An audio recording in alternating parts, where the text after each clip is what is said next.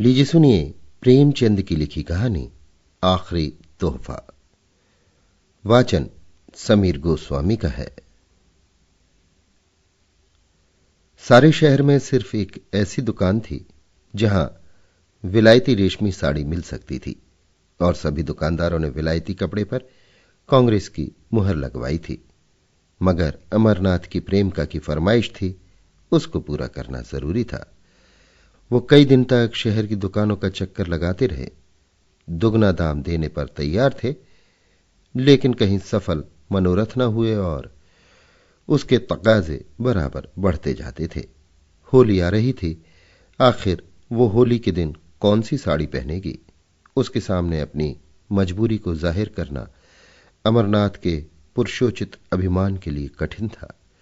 उसके इशारे से वो आसमान के तारे तोड़ लाने के लिए भी तत्पर हो जाते। आखिर जब कहीं मकसद पूरा न हुआ तो उन्होंने उसी खास दुकान पर जाने का इरादा कर लिया। उन्हें यह मालूम था कि दुकान पर धरना दिया जा रहा है।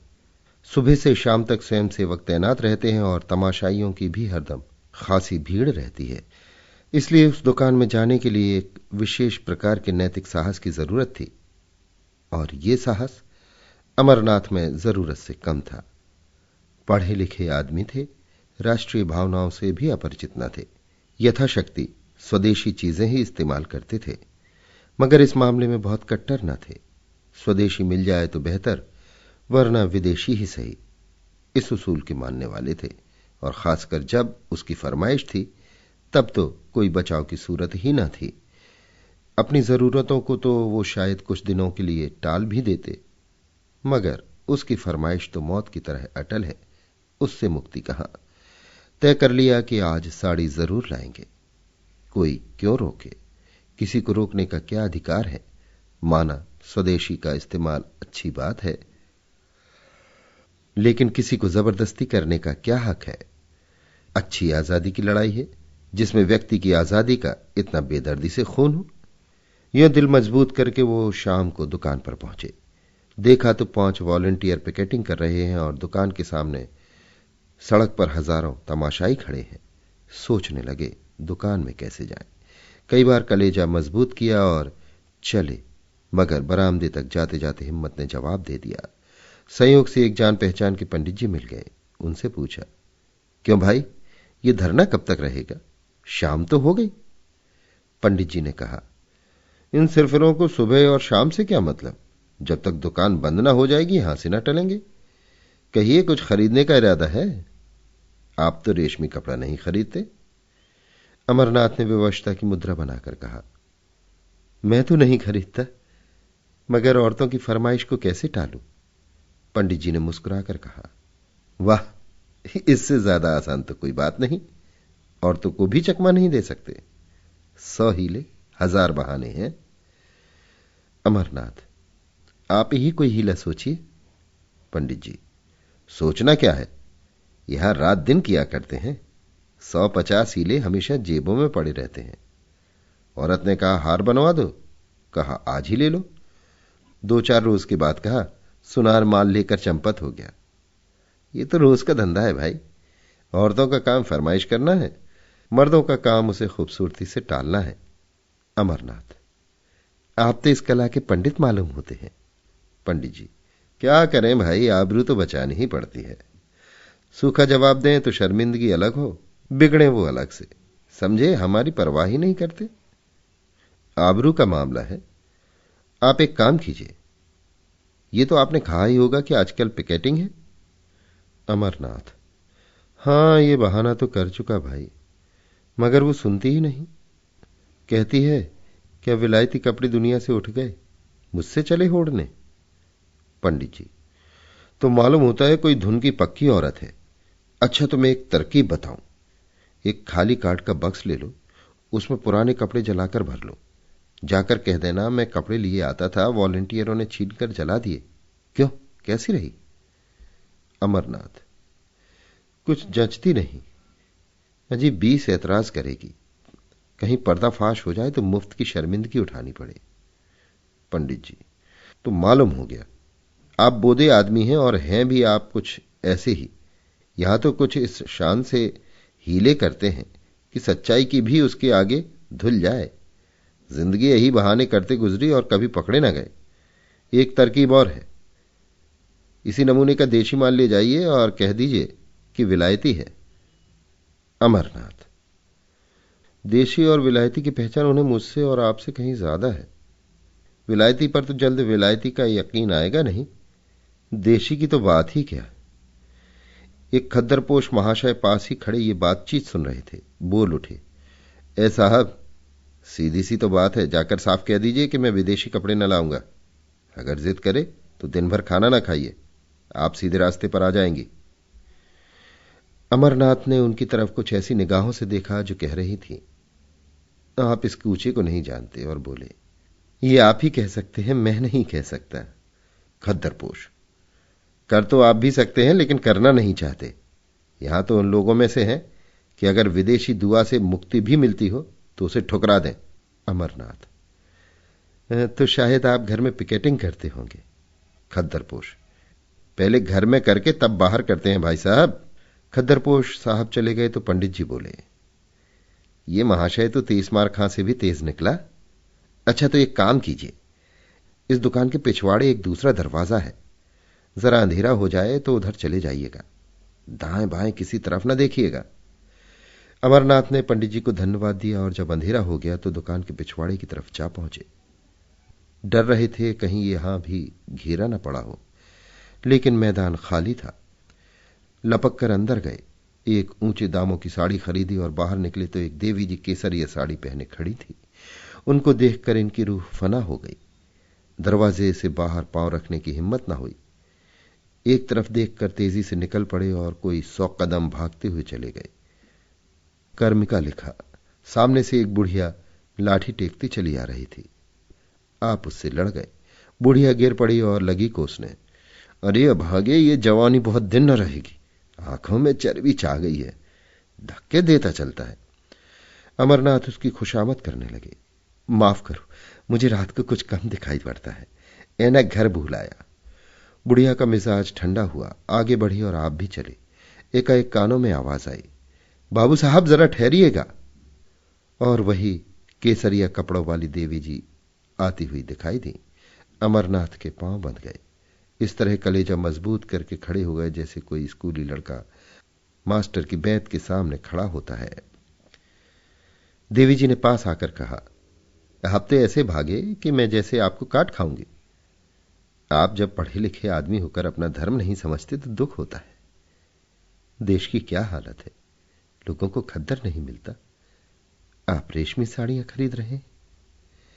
अमरनाथ ने लज्जित होकर कहा, मैं सच कहता हूं देवी जी, मैंने अपने लिए नहीं खरीदी, एक साहब की फरमाइश थी। देवी जी ने झोली से एक चूड़ी निकालकर उनकी तरफ बढ़ाते हुए कहा, ऐसे हीले रोज ही सुना करती हूं, या तो आप उसे वापस कर दीजिए या लाइए हाथ में चूड़ी पहना दूं। अमरनाथ, शौक से पहना दीजिए, मैं उसे बड़े गर्व से पहनूंगा। चूड़ी उस बलिदान का चिन्ह है जो देवियों के जीवन की विशेषता है। चूड़ियां उन देवियों के हाथ में थीं जिनके नाम सुनकर आज भी हम आदर से सिर झुकाते हैं। मैं तो उसे शर्म की बात नहीं समझता। आप अगर और कोई चीज पहनाना चाहें तो वो भी शौक से पहना दीजिए। नारी पूजा की वस्तु है, उपेक्षा की नहीं। अगर स्त्री जो कौम को पैदा करती है चूड़ी पहनना अपने लिए गौरव की बात समझती है तो मर्दों के लिए चूड़ी पहनना क्यों शर्म की बात हो। देवी जी को उनकी इस निर्लज्जता पर आश्चर्य हुआ, मगर वो इतनी आसानी से अमरनाथ को छोड़ने वाली न थी। बोली, आप बातों के शेर मालूम होते हैं। अगर आप हृदय से स्त्री को पूजा की वस्तु मानते हैं तो मेरी ये विनती क्यों नहीं मान जाते। अमरनाथ, इसलिए कि ये साड़ी भी एक स्त्री की फरमाइश है। देवी, अच्छा चलिए मैं भी आपके साथ चलूंगी, जरा देखो आपकी देवी जी किस स्वभाव की स्त्री हैं। अमरनाथ का दिल बैठ गया। बेचारा अभी तक बिन ब्याहा था, इसलिए नहीं कि उसकी शादी न होती थी, बल्कि इसलिए कि शादी को वो एक आजीवन कारावास समझता था। मगर वो आदमी रसिक स्वभाव के थे, शादी से अलग रहकर भी शादी के मजों से अपरिचित न थे। किसी ऐसे प्राणी की जरूरत उनके लिए अनिवार्य थी जिस पर वो अपने प्रेम को समर्पित कर सकें। जिसकी तरावट से वो अपनी रूखी सूखी जिंदगी को तरोताजा कर सकें, जिसके प्रेम की छाया में वो जरा देर के लिए ठंडक पा सकें, जिसके दिल में वो अपनी उमड़ी हुई जवानी की भावनाओं को बिखेर कर उनका उगना देख सकें। उनकी नजर ने मालती को चुना था, जिसकी शहर में धूम थी। इधर 1.5-2 साल से वो इसी खलिहान के दाने चुना करते थे। देवी जी के आग्रह ने उन्हें थोड़ी देर के लिए उलझन में डाल दिया। ऐसी शर्मिंदगी उन्हें जिंदगी में कभी ना हुई थी। बोले, आज तो वो एक न्योते में गई हैं। देवी जी ने अविश्वास से हंसकर कहा, तो मैं समझ गई, ये आपकी देवी जी का कसूर नहीं, आपका कसूर है। अमरनाथ ने लज्जित होकर कहा, मैं आपसे सच कहता हूं, आज वो घर पर नहीं। देवी जी ने कहा, कल आ जाएंगी? अमरनाथ बोले, हां, कल आ जाएंगी। देवी, तो आप ये साड़ी मुझे दे दीजिए और कल यहीं आ जाइएगा। मैं आपके साथ चलूंगी। मेरे साथ 2-4 बहनें भी होंगी। अमरनाथ ने बिना किसी आपत्ति के वो साड़ी देवी जी को दे दी और बोले, बहुत अच्छा, मैं कल आ जाऊंगा। मगर क्या आपको मुझ पर विश्वास नहीं है जो साड़ी की जमानत जरूरी है? देवी जी ने मुस्कुराकर कहा, सच्ची बात तो यही है कि मुझे आप पर विश्वास नहीं। अमरनाथ ने स्वाभिमानपूर्ण होकर कहा, अच्छी बात है, आप इसे ले जाएं। देवी ने क्षण भर बाद कहा, शायद आपको बुरा लग रहा हो कि कहीं साड़ी गुम ना हो जाए। इसे आप लेते जाइए, मगर कल आइए जरूर। अमरनाथ स्वाभिमान के मारे बगैर कुछ कहे घर की तरफ चल दिए। देवी जी लेते जाइए करती रह गईं। अमरनाथ घर न जाकर एक खद्दर की दुकान पर गए और 2 सूटों का खद्दर खरीदा। फिर अपने दर्जी के पास ले जाकर बोले, खलीफा इसे रातों रात तैयार कर दो, मुंह मांगी सिलाई दूंगा। दर्जी ने कहा, बाबू साहब, आजकल तो होली की भीड़ है, होली से पहले तैयार न हो सकेंगे? अमरनाथ ने आग्रह करते हुए कहा, मैं मुंह मांगी सिलाई दूंगा, मगर कल दोपहर तक मिल जाए। मुझे कल एक जगह जाना है, अगर दोपहर तक न मिले तो फिर मेरे किसी काम के ना होंगे। दर्जी ने आधी सिलाई पेशगी ले ली और कल तैयार कर देने का वादा किया। अमरनाथ यहां से आश्वस्त होकर मालती की तरफ चले। कदम आगे बढ़ते थे, लेकिन दिल पीछे रहा जाता था। काश वो उनकी इतनी विनती स्वीकार कर ले कि कल 2 घंटे के लिए उनके वीरान घर को रोशन करे, लेकिन यकीनन वो उन्हें खाली हाथ देखकर मुंह फेर लेगी, सीधे मुंह बात नहीं करेगी, आने का जिक्र ही क्या। एक ही बेमुरव्वत है, तो कल आकर देवी जी से अपनी सारी शर्मनाक कहानी बयान कर दूं। उस भोले चेहरे की निस्वार्थ उमंग उनके दिल में एक हलचल सी पैदा कर रही थी। उन आंखों में कितनी गंभीरता थी, कितनी सच्ची सहानुभूति, कितनी पवित्रता। उसके सीधे सादे शब्दों में कर्म की ऐसी प्रेरणा थी कि अमरनाथ को अपने इंद्रिय परायण जीवन पर शर्म आ रही थी। अब तक कांच के टुकड़े को हीरा समझकर सीने से लगाए हुए थे, आज उन्हें मालूम हुआ हीरा किसे कहते हैं। उसके सामने वो टुकड़ा तुच्छ मालूम हो रहा था। मालती की वो जादू भरी चितवन, उसकी मीठी अदाएं, उसकी शोखियां और नखरे सब जैसे मुलम्मा उड़ जाने के बाद अपनी असली सूरत में नजर आ रहे थे और अमरनाथ के दिल में नफरत पैदा कर रहे थे। वो मालती की तरफ जा रहे थे उसके दर्शन के लिए नहीं, बल्कि उसके हाथों से अपना दिल छीन लेने के लिए। प्रेम का भिखारी आज अपने भीतर एक विचित्र अनिच्छा का अनुभव कर रहा था। उसे आश्चर्य हो रहा था कि अब तक वो क्यों इतना बेखबर था। वो तिलिस्म जो मालती ने वर्षों के नाज नखरे हाव भाव से बांधा था, आज किसी छू मंतर से तार तार हो गया था। मालती ने उन्हें खाली हाथ देखकर त्योरिया चढ़ाते हुए कहा, साड़ी लाए या नहीं? अमरनाथ ने उदासीनता के ढंग से जवाब दिया, नहीं। मालती ने आश्चर्य से उनकी तरफ देखा, नहीं? वो उनके मुंह से ये शब्द सुनने की आदी न थी। यहां उसने संपूर्ण समर्पण पाया था। उसका इशारा अमरनाथ के लिए भाग्य लिपि के समान था। बोली, क्यों? अमरनाथ, क्यों नहीं? नहीं लाए? मालती, बाजार में मिली ना होगी, तुम्हें क्यों मिलने लगी, और मेरे लिए? अमरनाथ, नहीं साहब, मिली मगर लाया नहीं। मालती, आखिर कोई वजह? रुपए मुझसे ले जाते। अमरनाथ, तुम खामोखां जलाती हो, तुम्हारे लिए जान देने को मैं हाजिर रहा। मालती, तो शायद तुम्हें रुपए जान से भी ज्यादा प्यारे हों। अमरनाथ, तुम मुझे बैठने दोगी या नहीं? अगर मेरी सूरत से नफरत हो तो चला जाऊं। मालती, तुम्हें आज हो क्या गया है? तुम तो इतने तेज मिजाज के न थे। अमरनाथ, तुम बातें ही ऐसी कर रही हो। मालती, तो आखिर मेरी चीज क्यों नहीं लाए? अमरनाथ ने उसकी तरफ बड़े वीर भाव के साथ देखकर कहा, दुकान पर गया, जिल्लत उठाई और साड़ी लेकर चला तो एक औरत ने छीन ली। मैंने कहा मेरी बीवी की फरमाइश है, तो बोली मैं उन्हीं को दूंगी, कल तुम्हारे घर आऊंगी। मालती ने शरारत भरी नजरों से देखते हुए कहा, तो ये कहिए आप दिल हथेली पर लिए फिर रहे थे, एक औरत को देखा और उसके कदमों पर चढ़ा दिया? अमरनाथ, वो उन औरतों में नहीं जो दिलों की घात में रहती है। मालती, तो कोई देवी होगी। अमरनाथ, मैं उसे देवी ही समझता हूं। मालती, तो आप उस देवी की पूजा कीजिएगा। अमरनाथ, मुझ जैसे आवारा नौजवान के लिए उस मंदिर के दरवाजे बंद हैं। मालती, बहुत सुंदर होगी। अमरनाथ, न सुंदर है, न रूप वाली, न ऐसी अदाएं कुछ, न मधुर भाषणी, न तनवंगी, बिल्कुल एक मामूली मासूम लड़की है। लेकिन जब मेरे हाथ से उसने साड़ी छीन ली तो मैं क्या कर सकता हूं? मेरी गैरत ने तो गवारा ना किया कि उसके हाथ से साड़ी छीन लूं। तुम ही इंसाफ करो, वो दिल में क्या कहती?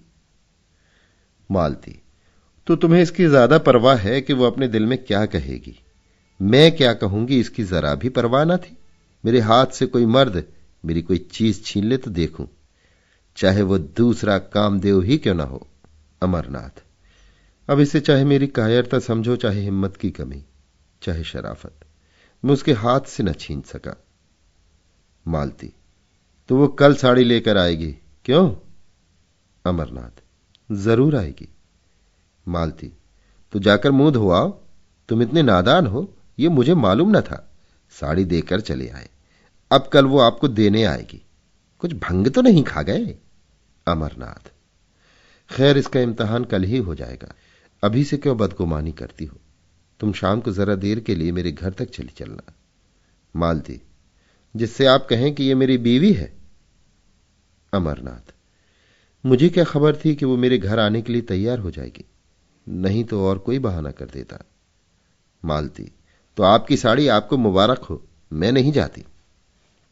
अमरनाथ, मैं तो रोज तुम्हारे घर आता हूं, तुम एक दिन के लिए भी नहीं चल सकती? मालती ने निष्ठुरता से कहा, अगर मौका आ जाए तो तुम अपने को मेरा शौहर कहलाना पसंद करोगे? दिल पर हाथ रखकर कहना। अमरनाथ दिल में कट गए, बात बनाते हुए बोले, मालती, तुम मेरे साथ अन्याय कर रही हो। बुरा ना मानना, मेरे व तुम्हारे बीच में प्यार और मोहब्बत दिखलाने के बावजूद एक दूरी का पर्दा पड़ा था। हम दोनों एक दूसरे की हालत को समझते थे और इस पर्दे को हटाने की कोशिश न करते थे। यह पर्दा हमारे संबंधों की अनिवार्य शर्त था। हमारे बीच एक व्यापारिक समझौता सा हो गया। हम दोनों उसकी गहराई में जाते हुए डरते थे। नहीं, बल्कि मैं डरता था और तुम जानबूझकर ना जाना चाहती थी। अगर मुझे विश्वास हो जाता कि तुम्हें जीवन सहचरी बनाकर मैं वो सब कुछ पा जाऊंगा जिसका मैं अपने को अधिकारी समझता हूं, तो मैं अब तक कभी का तुमसे इसकी याचना कर चुका होता। लेकिन तुमने कभी मेरे दिल में यह विश्वास पैदा करने की परवाह ना की। मेरे बारे में तुम्हें यह शक है, मैं नहीं कह सकता। तुम्हें यह शक करने का मैंने कोई मौका नहीं दिया, और मैं कह सकता हूं कि मैं उससे कहीं बेहतर शौहर बन सकता हूं जितनी तुम बीवी बन सकती हो। मेरे लिए सिर्फ एतबार की जरूरत है और तुम्हारे लिए ज्यादा वजनी और ज्यादा भौतिक चीजों की। मेरी स्थायी आमदनी 500 से ज्यादा नहीं। तुमको इतने में संतोष न होगा। मेरे लिए सिर्फ इस इत्मीनान की जरूरत है कि तुम मेरी और सिर्फ मेरी हो। बोलो मंजूर है? मालती को अमरनाथ पर रहम आ गया। उसकी बातों में जो सच्चाई भरी हुई थी उससे वो इनकार न कर सकी। उसे यह भी यकीन हो गया कि अमरनाथ की वफा के पैर डगमगाएंगे नहीं। उसे अपने ऊपर इतना भरोसा था कि वो उसे रस्सी से मजबूत जकड़ सकती है, लेकिन खुद जकड़े जाने पर वो अपने को तैयार न कर सकी। उसकी जिंदगी मोहब्बत की बाजीगरी में प्रेम के प्रदर्शन में गुजरी थी। वो कभी इस कभी उस शाख में चहकती फिरती थी, बेकैद, आजाद, बेबंद।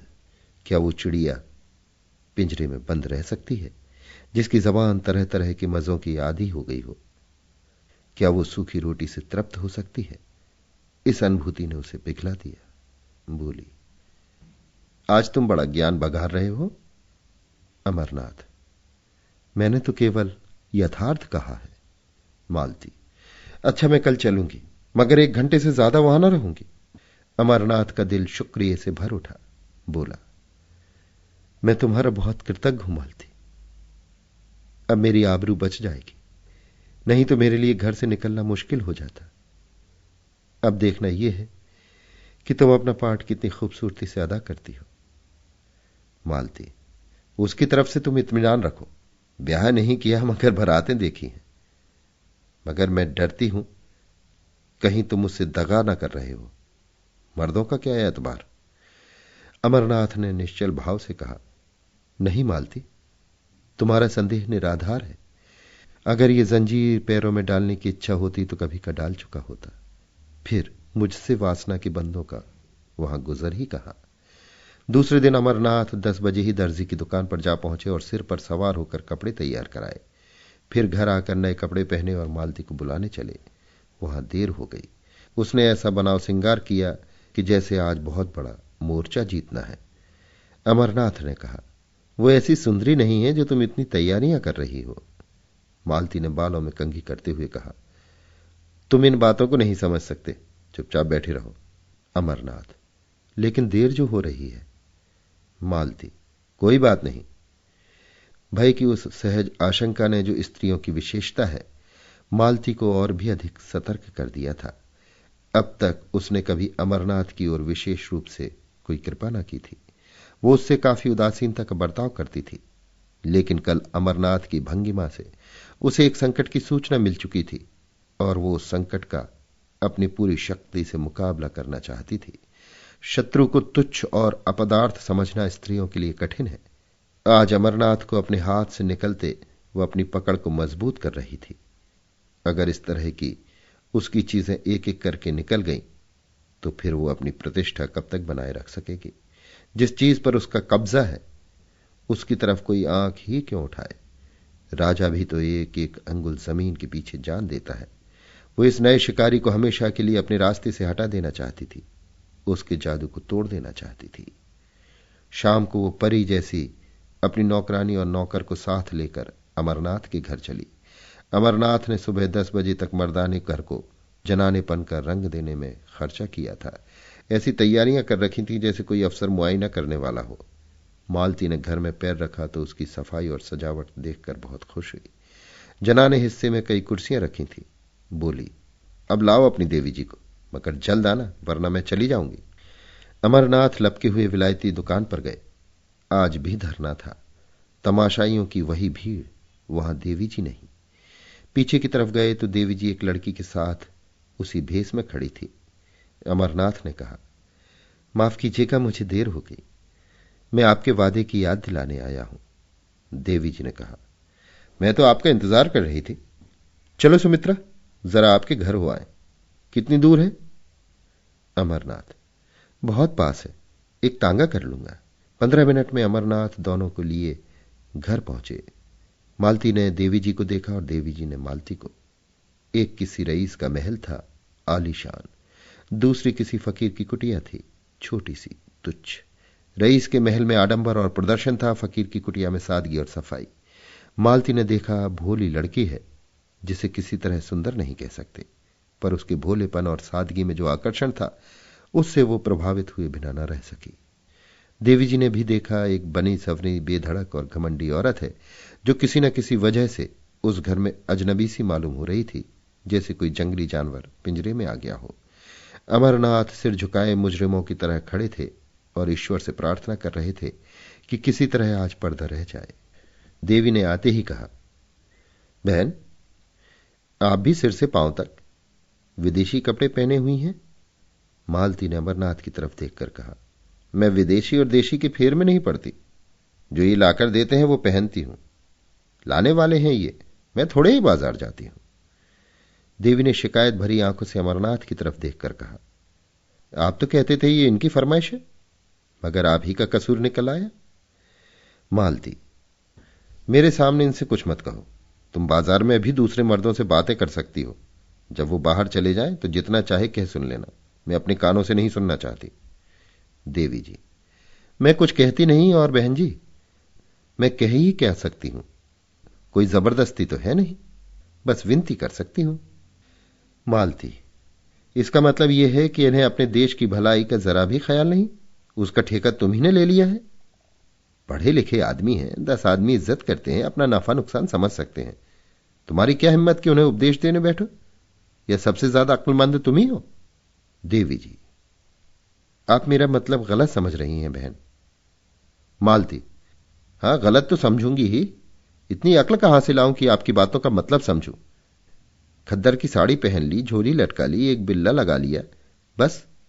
अब अख्तियार है, जहां चाहे आए जाए, जिससे चाहे हंसे बोले। घर में कोई पूछता नहीं तो जेल खाने का भी क्या डर? मैं इसे हुड़दंगापन कहती हूं, जो शरीफों की बहु बेटियों को शोभा नहीं देता।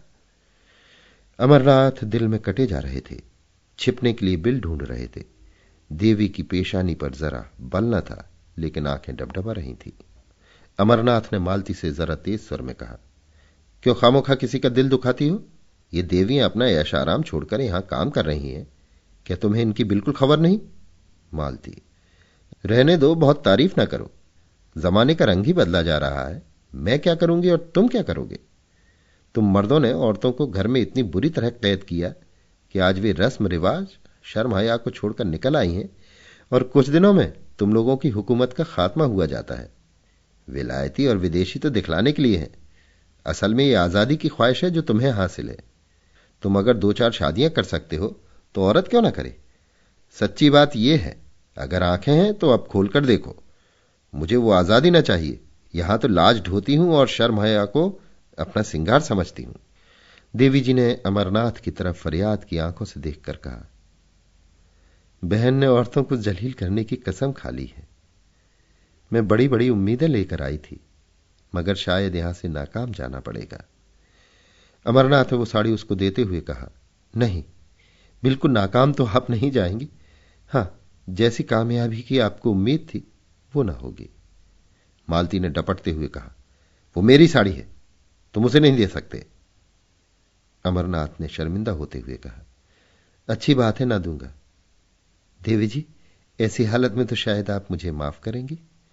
देवी जी चली गईं तो अमरनाथ ने त्योरियां बदलकर कहा, यह तुमने आज मेरे मुंह में कालिख लगा दी।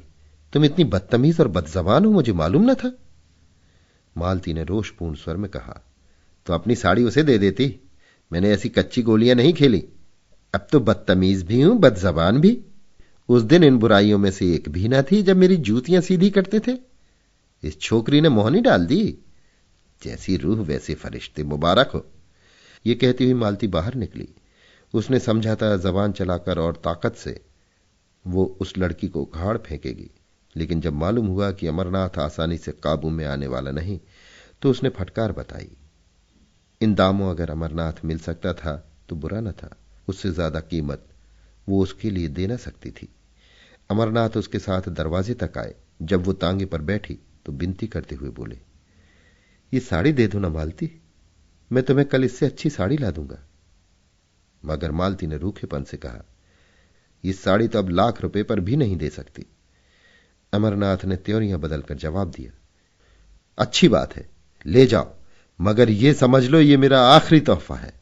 मालती ने होठ चढ़ाकर कहा, इसकी परवाह नहीं, तुम्हारे बगैर मैं मर नहीं जाऊंगी, इसका तुम्हें यकीन दिलाती हूं।